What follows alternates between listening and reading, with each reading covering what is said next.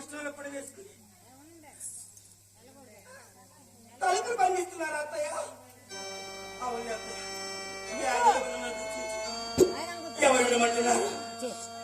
ఎవరు వినమన్నారు? అలాగే పెడతాను అత్తయ్య. వెళ్ళు. నా భర్త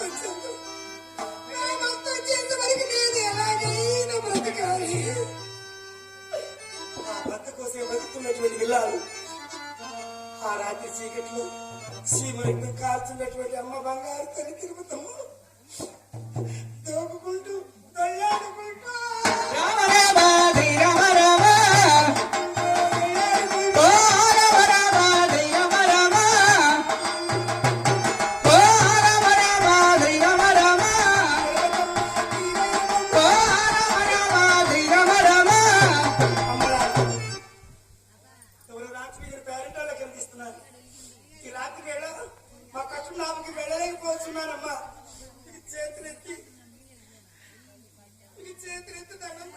చూడమ్మా,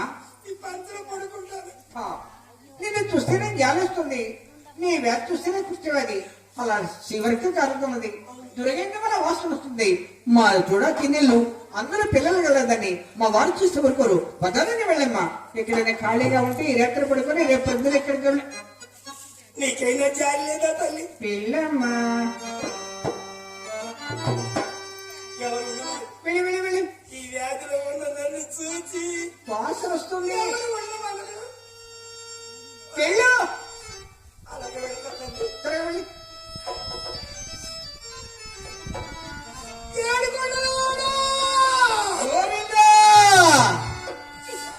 నేను ఏ పాపం చేశాను స్వామి? నిరంతరం నీ పూజ చేశారే. అలాగే నా గోపురాశ్వ వచ్చేంత వరకు బ్రతకాలి కదా. అవునవును. శ్రీనివాస, ప్రతి జీవికి ఆ బ్రహ్మరాత్మ రాస్తాడంటారే.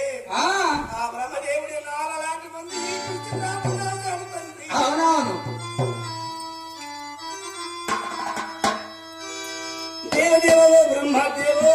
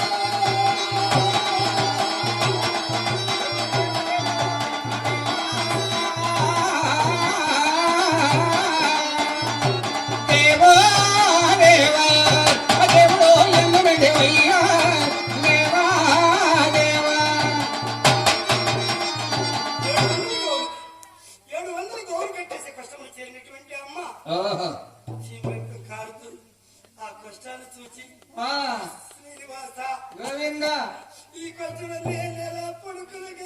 అవునవునైపోయింది. కష్టాలనే ఉండాలి. ఆ గోవులు వేసే దొంగదంట్లు ఆ రాత్రి వేళ ఆ కష్టాలు వేసుకున్నటువంటి బంగారు తల్లి బయట చెంగే